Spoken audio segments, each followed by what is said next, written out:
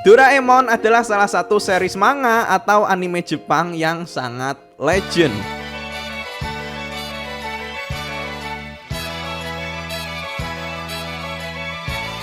Bercerita tentang robot kucing yang datang dari abad 22 yang membawa berbagai macam teknologi canggih untuk Nobita.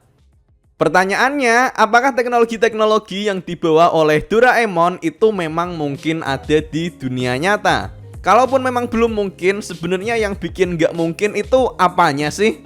Nah, di video kali ini aku akan coba untuk membedah beberapa teknologi yang dibawa oleh Doraemon. Yang pertama, kita akan mulai dari benda kecil yang selalu muncul di Doraemon, yaitu Hai, baling-baling bambu.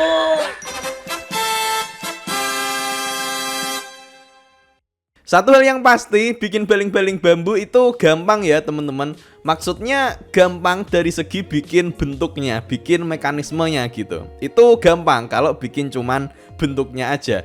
Tapi kalau misalkan ini dibawa ke fungsinya, yaitu bisa untuk ngangkat orang sampai terbang, ya kita semua jelas tahu lah ya, itu nggak mungkin gitu loh. Karena ya jelas ya, maksudnya baling-baling sekecil itu bakal susah untuk ngangkat bobot orang gitu. Apalagi ngangkat sampai kayak ngangkat giant atau seukuran aku gitu kan susah ya. Kita jelas lah kalau sampai situ. Pada prinsipnya, agar baling-baling ini bisa mengangkat orang, maka dia harus menghasilkan gaya angkat yang nilainya sama dengan berat dari orangnya itu. Itu yang paling minimal. Dan kebetulan dulu pas aku masih kerja sebagai fisikawan, itu aku pernah bikin hitung-hitungan untuk rancangan drone gitu. Dan ini hitung-hitungannya juga bisa dipakai untuk baling-baling bambu, karena ya prinsipnya kan sama kan. Nah, jadi misalkan kita pengen ngangkat orang dengan bobot 60 kg dengan ukuran baling-balingnya adalah 10 cm. Itu nanti secara perhitungan akan dibutuhkan mesin dengan daya sekitar 35.000 watt. Ini gede banget loh. Mungkin ini sampai kayak ini mesin mobil, nggak sampai sih. Nggak sampai kayak mesin mobil, paling mesin motor lah. Jadi ya sebenarnya masih mungkin aja sih. Jadi ya, kalau kita lihat dari keperluan mesinnya masih mungkin. Tapi ada satu masalah di sini. Kalau kita lihat dari kecepatan angin yang dihasilkan oleh baling-balingnya, biar dia bisa ngangkat sampai bobot ini tadi, maka dia perlu mendorong angin dengan kecepatan sampai 120 meter per second. Yang mana ini tuh adalah anginnya sangat gede teman-teman. Ini mungkin kayak tornado ya gitu loh. Jadi bukannya orangnya terangkat, malah rusak nanti orangnya kalau kayak gini kan. Solusi dari problem ini adalah dengan cara ngegedein ukuran dari baling-balingnya. Misal kita bikin jari-jari baling-balingnya atau rotornya ini adalah 2 meter. Nah, dengan itu nanti nilai daya dan angin yang dihasilkan itu masih masuk akal. Atau dengan kata lain, sebenarnya di sini yang dibikin ini adalah helikopter. Ya, karena sebenarnya bentuk baling-baling itu tadi, bentuk adaptasinya di dunia nyata yang paling aman dan paling terbukti bisa dipakai itu ya adalah helikopter teman-teman. Jadi ya, baling-baling bambu itu ketika dibawa ke dunia nyata jadinya adalah helikopter teman-teman. Begitu. Selanjutnya kita masuk ke alat yang kedua, yaitu Mecha Maker. Sebuah alat ajaib yang bisa mengubah gambar menjadi wujud nyata. Oke, coba kita lihat dulu ya teman-teman untuk alat Mecha Maker ini di Doraemon. Oke, Mecha Maker. We can make my ship with this thing? Yep, dump them in the Mecha Maker. Oke. And then we chuck in your scribbly drawing of the spaceship. Gambarnya dimasukin.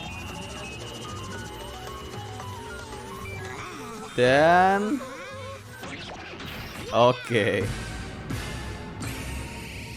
kayak gitu ya teman-teman, alat Mecha Maker ini yang ada di Doraemon. Nah, dari sini tuh tadi pasti udah pada sadar lah ya kira-kira kalau misalkan Mecha Senku ini, kok Mecha Senku sih? Kalau misalkan Mecha Maker ini dibawa ke dunia nyata, itu akan jadi seperti apa gitu. Udah pada tahu lah ya kira-kira. Yap, alat yang prinsipnya sama dengan Mecha Maker itu udah ada ya teman-teman. Namanya adalah 3D printer. Di scene ini tadi ditunjukin bahwa bendanya ini bisa dibikin dengan cara melebur bahan-bahan plastik terlebih dahulu. Nah, kalau di dunia nyata itu sebenarnya juga mirip kayak gitu. 3D printer yang paling yang paling biasa, versi paling biasa itu juga sama. Dia bahannya pakai plastik yang namanya itu adalah plastik PLA biasanya pakainya. Tapi nih ya 3D printing yang itu pakai bahan plastik kayak gitu itu kurang seru gitu loh, karena ya itu cuman buat mainan aja, cuman untuk nyetak bentuk-bentuk to aja, nggak bisa dipakai untuk nyetak benda beneran yang bener-bener bisa dipakai. Nah, oleh karena itu 3D printing ini juga ada versi yang lebih high end-nya, yang lebih canggih, atau istilahnya adalah additive manufacturing. Nah, ini seru ini.